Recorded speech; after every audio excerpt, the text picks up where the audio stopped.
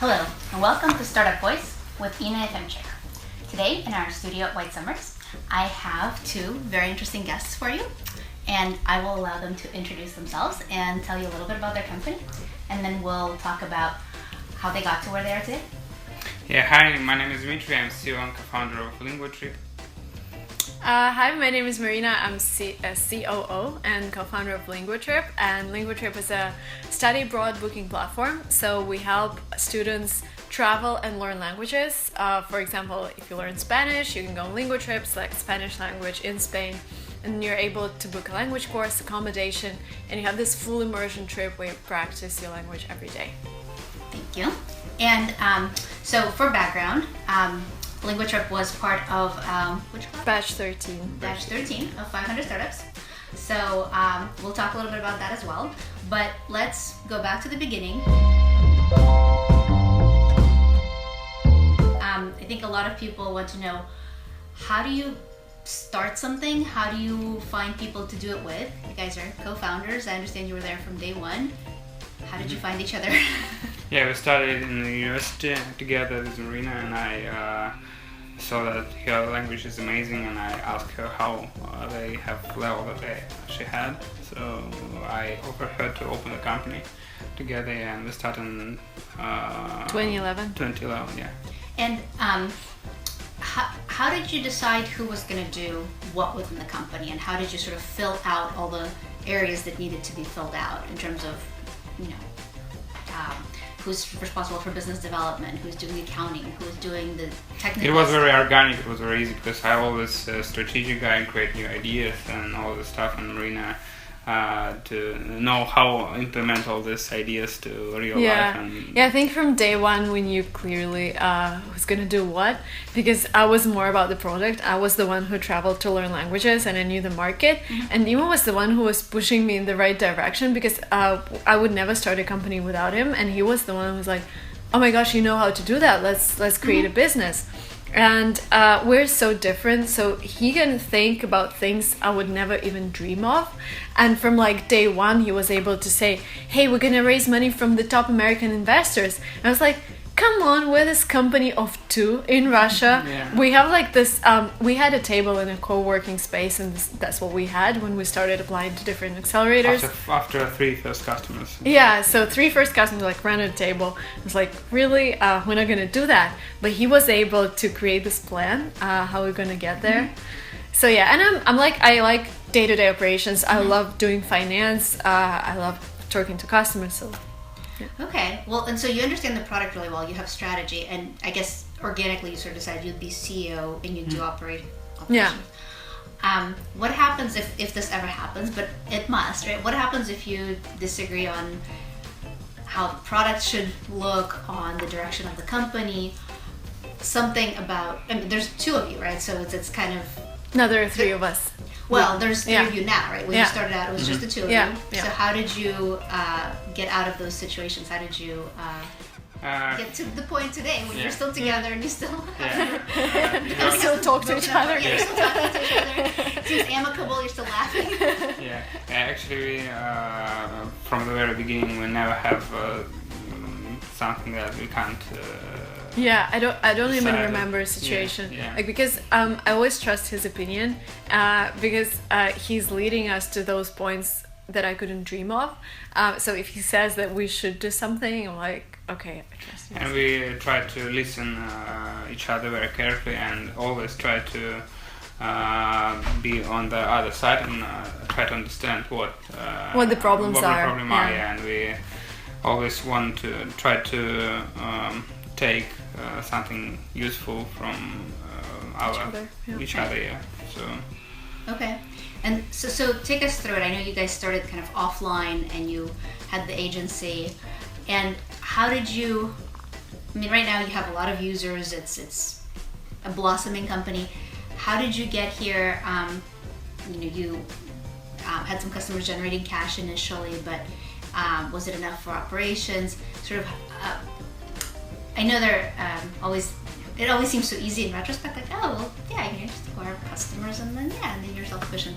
But it's actually a journey, right? And this journey has taken you 6 years now, right? you're saying, to Oh 2011? yeah, 6 years. Oh wow. So maybe talk about some of the challenges and what you learned from them. What, you know, if you knew what you know now, what you would have done maybe differently.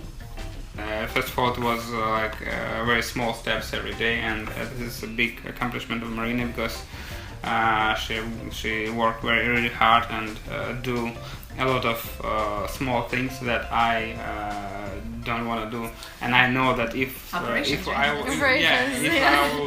do it alone, I never. You're the big picture guy, right? Yeah. So.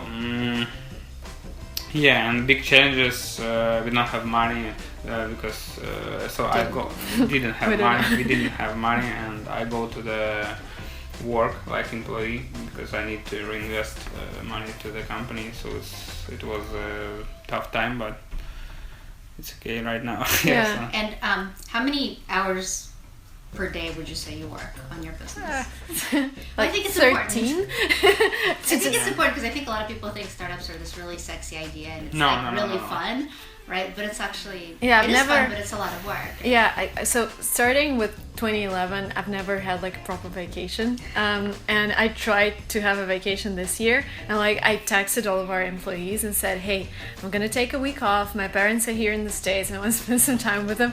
But like the next day I started receiving emails, hey Marina, I'm sorry to bother you on your vacation, but 1, 2, 3, 4, 5.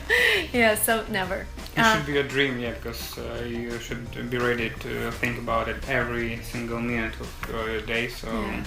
But this is also my hobby. Like I'm still learning a language. I'm still learning English. I'm still in the environment trying to like get rid of the accent or whatever. So yeah, I think you should be really passionate about what you do. So you wouldn't notice that you're working 13 hours a day.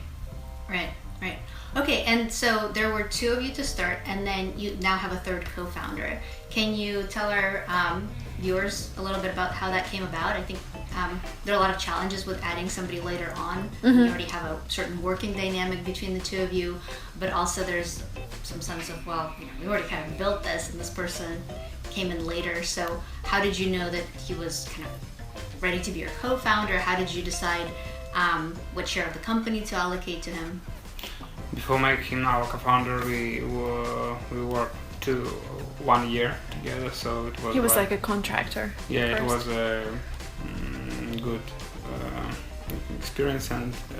Yeah, so he witnessed our financial problems when we started running out of money. So we had 2 developers, 1 left, and then I remember we had this situation. I think it was 2014. We were like running out of money, and I texted him and said maybe we could do like even split our time into 2 halves because we were not able to pay for that. And he was like, I would still be with you, like don't worry. Yeah, and that was like great. And then we had Dima took a loan so we could afford more of his hours, and then we started applying to accelerators, and we realized we're gonna start a company in the States, and this was the right time to make him co-founder, because he's really dedicated. He's like working all the time as well, and he's a really cool CTO. So we had this competition at 500 startups, and he won he beat everyone. Oh wow. Yeah, so he's really talented. Very cool. And how did you decide on proper equity distribution between you 2? I don't know. Did you just kind of go equal because you started it together? He has a little more. He's a decision maker, so I feel this is right because he has to make decision even when I disagree. He has to lead, so he has this power. Okay. And what about the third co-founder?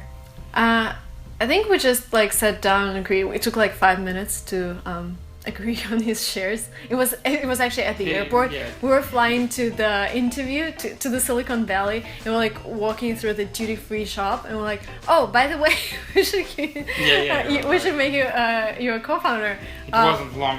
Yeah, it was like, so we were walking from like Dior stall to Escada stall, and this is where we decided on the shares. So it was pretty fast. And so you came here, you formed a company, you have, actually Marina has a blog, we'll have a link to her blog. 2 blogs. 2 blogs, one in English, one in Russian. So she tells a lot of these stories on her blog as well. But you came here to 500 Startups, and you had vesting that you put in place on all of your shares. So I understand you guys just went with kind of standard vesting, 1 year did you do 1 year cliff and then Yeah, 4 1 year vesting cliff, 4 overall? years. Yeah. Okay. Just for background for our viewers, vesting is this concept that even though as a founder you get all of your shares up front, it's a big chunk of shares, and the whole reason that you get them up front is you're supposed to kind of earn them. It's not just because you're very cool to start. And a company cannot be built without people who build it. And so when you get those shares, the idea is you'll be with the company working those 13-hour days to actually get things done. And if you leave, then you shouldn't take all those shares with you, because then the company has to presumably hire somebody to replace you. Mm-hmm. And if they just issue more shares, then they dilute everyone. That's not fair. So the idea is that if you 4 years, for whatever reason, historically 4 years is considered to be kind of the right amount of time that somebody's committing to a company. And if they're there longer, then they can get additional grants. So if some people leave and some people stay, it balances out because you get more shares after the initial 4 years. But if somebody takes off after, let's say, 2 years, they get to keep half, and then the company would repurchase half of them. So that's the story with vesting. And most VCs, venture capital funds, and most accelerators want founders to have vesting on their shares. So it's considered a good business practice to actually do this at the very start, even before you're talking to investors, so that they're not the ones kind of forcing you to do it. You already come in, you already set up the correct way. You have the vesting, and some of your shares will have already vested by the time you talk to the investors, and that's fine, they understand that. But if you come in without it, they'll make you do it anyway. So you're not really winning anything, you're just kind of showing that you need more mentorship from investors. That's not necessarily that good. And you actually had a good story about how you guys were applying to accelerators, because accelerators with a brand name, actually very difficult to get into, kind of on par with top universities. So you can't just send your application in and sit hope with for the fingers best. crossed. Yeah, and just hope for the best. Hope they realize just how great you are, because they have a lot of really great companies applying, and some companies are really great at pitching themselves, and have a lot more experience doing it. So, what was your advice, and what is it you guys did to help you get in? Recommendations. My advice number one, I think Sam Altman just published an article that this year they haven't had any company who made it to the interview without recommendations. So they say that if you're a good startup, you should be frugal enough to get those recommendations before you actually get to the point of the interview. My advice would be get as many recommendations as you can. So recently, Sam Altman, he's the CEO of Y Combinator, I guess. He published an article that I think this year there were no startups who made it to the interview without recommendations from previous startups that went through Y Combinator. And I think the same is happening at 500, because Sam Altman said you should be good and a good startup, a good founder, and a good founder would always find connections before actually applying. So having like 3-4 recommendations from recent graduates would be great. Sam Altman said that a good startup will be okay with finding recommenders before the interview, and you should be like fast enough to find them and to get into the interview. And I think this is super, well, it's easy to do, because we were in Russia, we didn't have any connections to anyone, but we like found this guy in London who was advising a similar project in Russia, and he connected us with some XYC founders in London, and they connected us with XYC. So how did you find the first link? I mean, once you get onto the right thread, then you can kind of keep pulling it. How did you find that first guy? Cold emails on LinkedIn. So you buy this you do not buy it. You get a free trial for 1 month, and then you make a list of investors who invested in similar companies. Like, how do you find that list of investors? You go to Angel Co, for example, and we looked for companies in language learning like Duolingo. We also looked at Airbnb.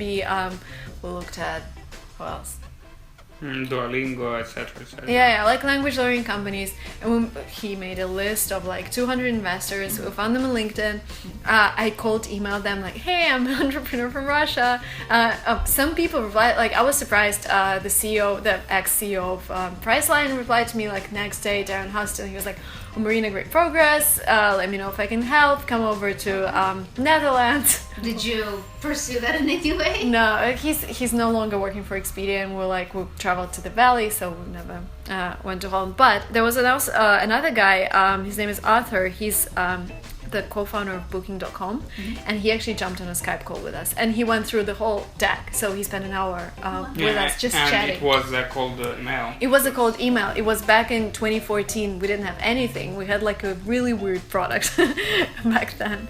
And we're still in touch. Like, we exchanged emails, I think, 2 weeks ago. Is he a formal advisor to the company now? No, he's like, we're just chatting. Yeah, so he's a pretty cool guy. So yeah, just cold emailing, hustling.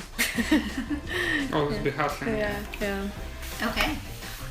Well, this is great. I think we can probably do another interview if people have questions. Yeah. And as I said, Marina has a lot of information about their experience on her blog.